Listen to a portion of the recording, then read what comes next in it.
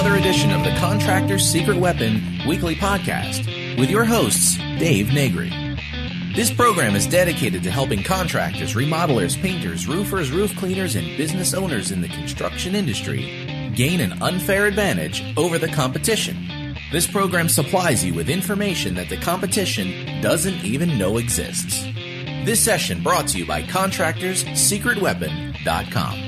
Before we get into the conversation, I just want to do a shout out to our sponsors who help promote Contractor's Secret Weapon and just some of the things that they have in store for you, our listeners. Hey, is your phone ringing enough? Do you want it to ring more with highly motivated and qualified buyers that contact you, the contractor, directly?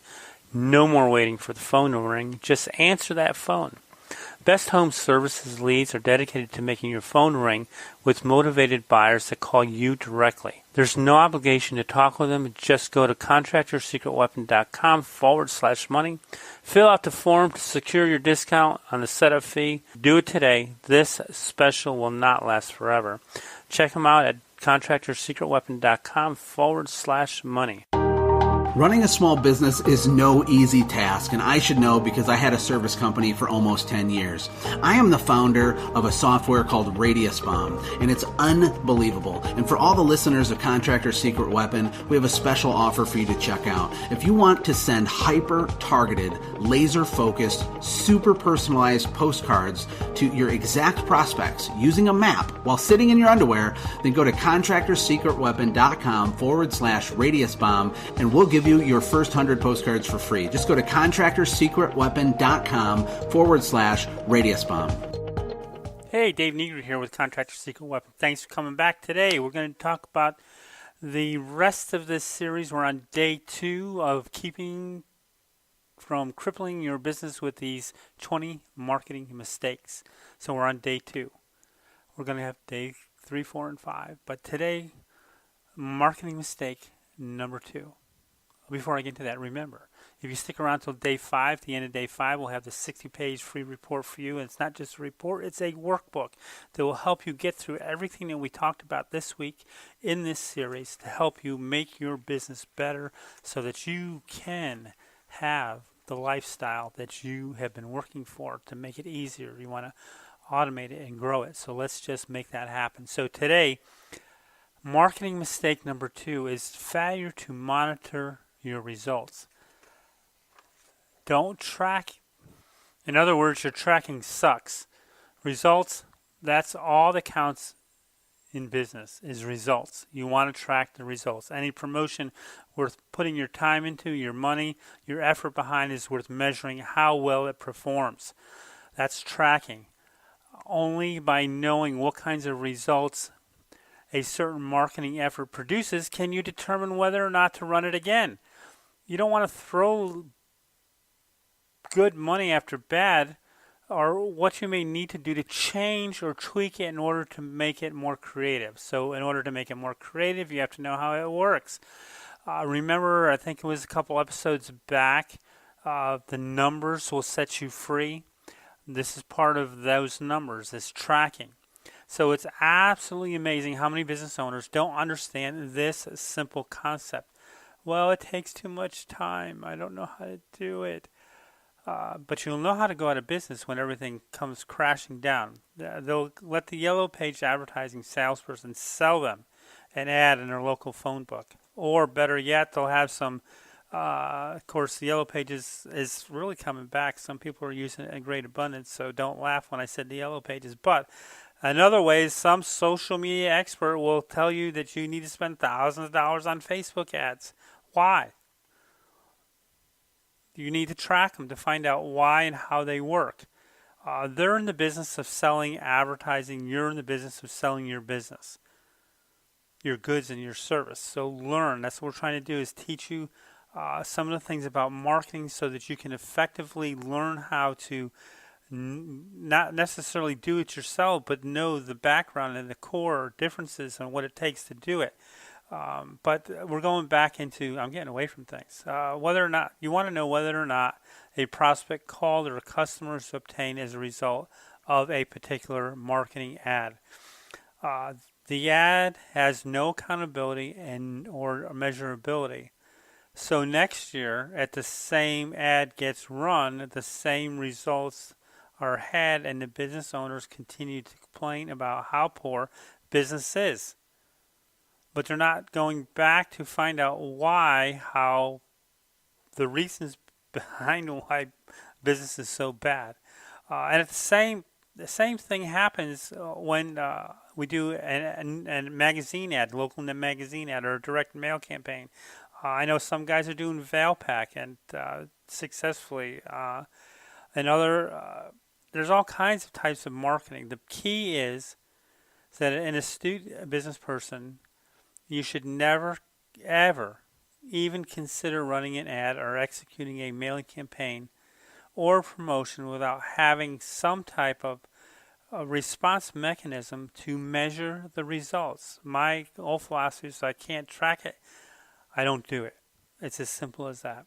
You wouldn't think of ordering and paying for a product, any kind of product, and then not checking to see if it was received. Well, that's the same thing with your marketing. You're ordering a product, you're sending it out, but you're not seeing how well it was received. So that's what the tracking is all about. Many business owners, they'll run ads in their papers, magazines, money mailers, whatever the case may be, send out a mailing, and never even bother to see what kind of results the ad produce. I know it's crazy, but it happens every day, and millions of dollars are wasted because of it. And maybe you've done it. In the beginning, I did it. I don't do it anymore. Like I said, if I can't track it, it can't get done. I refuse to do it. Some people even go as far to say, well, my advertising isn't to bring in customers right away. Well, that's kind of stupid. I'm sorry to say that. Its purpose is to keep my name in front of our prospects, create top-of-mind awareness so that when they're ready, they'll remember me. You are not Coca-Cola. You are not Walmart. You don't have billions of dollars to spend on throwing your name out into the marketplace. You want trackable results today, as soon as it goes out. Top of the mind awareness is important, but you know what? Your top of the mind awareness, I'm going to be honest with you, needs to be to your paying customers, so they remember who you are on a consistent basis, so that they don't go to your competition because they forgot who you are. There's no question that you need to have top of mind awareness, but you can't afford to operate your business on deferred results, and that's what that is. So you want top of mind awareness. Let's go back to your current customers, or even people you've given a proposal to. Keep them top of mind. Keep them in your funnel. Maybe they'll do business with you in the future. Each one of your ads and mailings have to have a definite targeted purpose, and each ad must be measured to see that it is, in fact, does accomplish that purpose. And we'll talk more about that in a later section. But for now, here's the simple 4-step system you can go and set up to measure the results of each in every advertising promotion campaign you run from now on. Put together an advertising promotion results analysis book. A simple 3-page binder can work well for this, or just to make up a spreadsheet. But put it in a binder. On one side of the binder, insert a few clear plastic page protectors. Print up some copies of advertising and promotion result analysis forms found on the page of the report that we're going to give to you in episode number 5. But make up your own right now. And every time you run an ad or promotion, print a copy of that ad or the promotion and put it and tape it to the page. Facing in the opposite direction, an analysis form. How many calls did you get? What kind of response? What the sales were for that particular ad. Then in one binder, place all your A ads and sales letters. That is the ads that pulled the best. And another binder, place the ads and letters that produced marginal results or at least broke even. And in a third binder, put all the losers. These are ads and letters that absolutely bombed. They sucked. they didn't get no responses. Then when you get ready to do another promotion or mailing, you know which ads or letters that you can depend on, or at least which ones you can model the next promotion after. Now, regarding the third binder, well, stay away from the ads in that binder. Those ads have already proven to you that you won't want to run them again. So stay away from them. But in the second binder, the one that has marginal break-even ads or letters, that's the one that you may want to experiment with. Look over the ads and see what may have gone wrong. It could be a spelling, just the way words are worded in a particular order. Just one little tweak could make a big monumental difference. Just because the ads on those didn't make a big profit or get the big response that you would have liked, of course, hardly ever is anything going to get the response that you would like. You have to continue to tweak and make better because it's a continual process. Once you get it to where it's pulling, then you'll leave it, and you may want to test it in another section or another targeted area. But sometimes a little tweaking, like I said, and adjusting can turn a mediocre ad into a real result producer. So by doing this, I hope you see the advantage of doing this. By having a copy of the ad or the promotion or the results it produced in a central place, it makes developing your next promotion so much easier. No more guessing, no wondering what has to be done. But keep track. Tracking is everything. Not only will you save time, but it'll be a proven winner and make life so much easier. Does it pull 2% response, 3% response? The difference will make all the difference in profits to you. Running the ad on promotion costs the same, while it pulls 2% or 3%, but the extra 1% is a 50% increased response rate. Let me say that again. The difference between a 2% response rate and a 3% response rate is a 50% increase in response rate. Don't think of it as just a 1%. It is a 50% increase, and that 50% increase can mean a tons of profit. Okay, marketing mistake number 3, not testing your marketing strategies. Okay, one of the worst things that we as business owners can do is to fall in love with our products or our services or even our marketing strategy. Oftentimes, we spend so much time developing the ideal program or the ideal strategy that we get so close to it that our objectivity goes right out the window. It's important not to get blinded on how well we think our marketing efforts will pay off. Even with all the necessary research in place, nothing is certain. The real key is how the market responds to our efforts and our offers. So before that you invest in any significant amount of time, money, or effort in any marketing or promotional effort, it's smart and wise to test the effectiveness of your campaign. That way, if it doesn't work the way you thought it would or should, you haven't wasted necessarily or unnecessarily resources. Here's a couple of examples to illustrate that point. Let's say that you want to do a direct mail campaign to 20,000 homes in a certain radius around your business. So you rent a list of homeowners, you print up all the pieces, have someone stuff the envelopes, affix the postage, haul them down to the post office. Then you sit back and wait for the calls and orders to come in. Same thing with EDM. You're going to go through the same process. It's just not going to be as labor intensive. But after a couple of weeks, you look at the results and you find that you have only received 19 responses. And you quickly take out the calculator. You figure that you just pulled a whopping 0.00095%. At that point, I would be aggravated and frustrated. But it doesn't sound like a good return on your investment, does it? Well, it's not. But sadly, that's the way that most businesses operate. But now let's suppose instead of all those 20,000 pieces being identical, you mailed at the same time, you decided only to mail 5,000 the first time. And let's say you came up with 5 different approaches or 5 different ideas. And you can even bring this down to hundreds. You want to do 500. But I found that when you are measuring and testing, it's nice around 1,000. So if you do 200, 200, 200, and 200, you will get your results. But that's just what I found. You might be able to do better with less. I don't know. So now you go to the printer. You have, let's say you're going to do the 5,000. Let's say you go to the printer and you have 1,000 of each idea printed, and then you mail them. And after a couple of weeks, by monitoring your results, you notice that idea number 3 had the best response. You had 12 orders.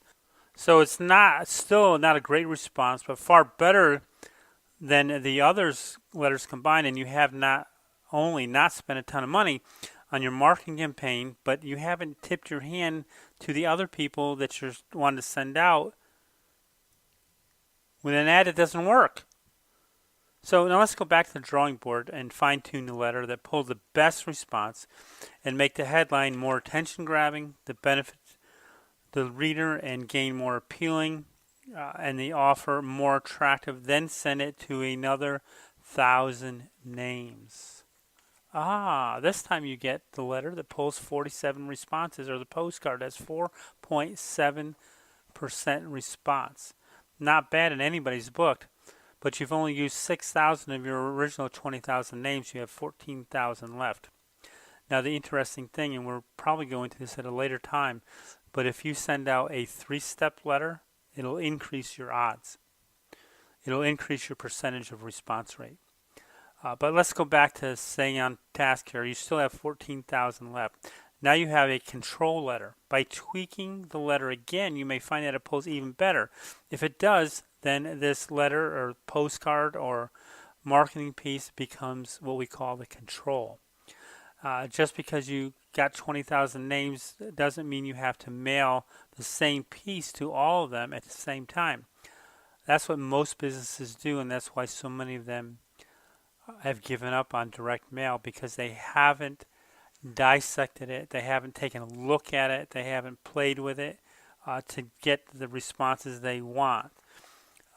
So once you get a letter that's pulling well, keep mailing it. In short runs, always trying to be the control letter. So don't slam bang it, but do it in control runs. Do you see what has just happened? By monitoring the results, by testing your mailing, you're able to turn a complete flop of a promotion into a huge, huge success.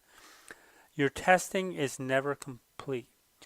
Just because you run a couple of different tests doesn't mean you stop testing. You should always be testing something different to see if you can beat the control. So I know right now a lot of you are saying, man, that's a lot of stinking work that I have to do. Well, it's work that's going to bring business in. And if you don't do it, it'll put you out of business. I know it's pain, but we got to keep on things. We got to create the systems so the systems run our business. That's really what it's all about. You want the lifestyle that you were dreamed about when you created your business, and you haven't gotten there yet.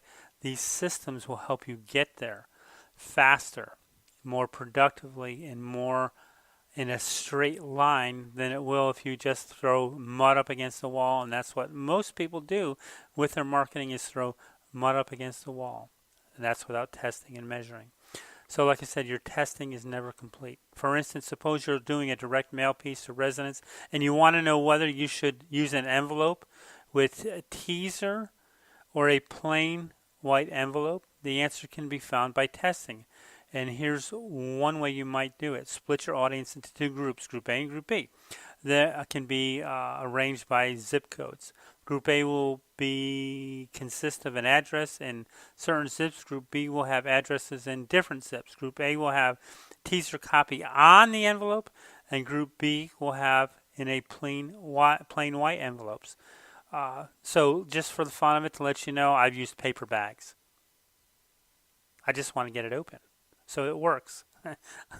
You just have to keep testing and see what works. It's important that the content in the envelopes be exactly the same, because if the test is going to be accurately measured, you can only have one variable at a time. And in this case, it's the different envelopes. Now, when your responses or orders come in, simply keep track of the zip codes that they came from, so you'll know very quickly which envelope pulled the best. This is assuming, of course, that the various zip codes are consistent with similar demographics. Similar demographics, the same type of people. Once you've determined which delivery system is best, you can go on and test other components of your mailer. Some things that are worthy of testing, just a couple of things: headlines, subheadlines, superheads, or pre-headlines, bold body copy, bullet points or statements, the offer, the price, the guarantee, return policy, whether or not you use graphics, which graphics pull best, drawings. The list goes on. Pictures of people. I knew one guy that used pretty people in all of his marketing, and he was a window cleaner, got excellent results. If your marketing can't be segregated by zip codes, you can use specially coded coupons or response card. Use different codes for different variables that you're testing. You might even use different phone numbers, and we've talked about that in other podcasts. Some businesses have respondent ask for a specific person or department. So for instance, let's say you ask for Susan, you'll know that they're responding to one particular offer. If they ask for Heather, they're inquiring about the same offer but with a different variable being tested. So just keep testing. When the phone is answered and the caller asks for Susan, you please say, "I'm sorry, Susan is not available right now, but can I help you?"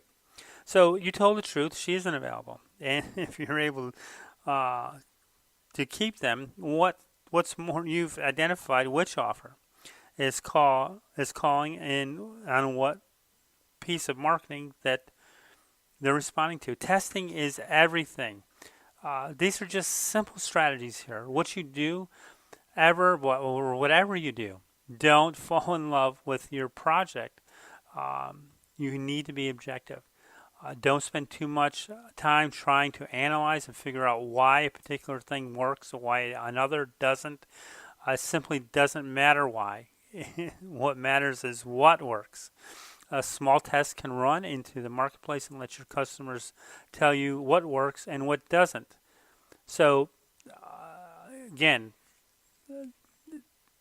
don't make the mistakes. Don't fall in love with it. Just test it and measure it. And then you want to follow. Tomorrow we're going to go into number 4, not taking massive action. So, and 5 and 6 if we got time. Remember, on day 5, stick around. We're going to have the whole workbook and free report for you guys on keeping from crippling your business with these marketing mistakes as a download on day 5, so you'll get this whole thing. You can walk through it, you can take notes, you can scribble on it, so it will help you grow your business much farther. Again, I want to thank you for joining us and investing your time with us today. I hope you enjoyed this week's episode, and if you did, go to iTunes and give us a shout out.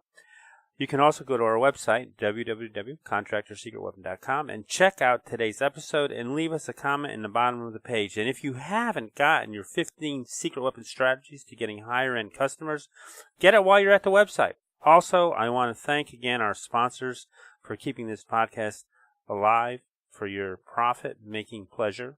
And so go be profitable this week. Work smarter, not harder, and learn how to leverage your time and your knowledge so that you can be more profitable. Again, see you next week.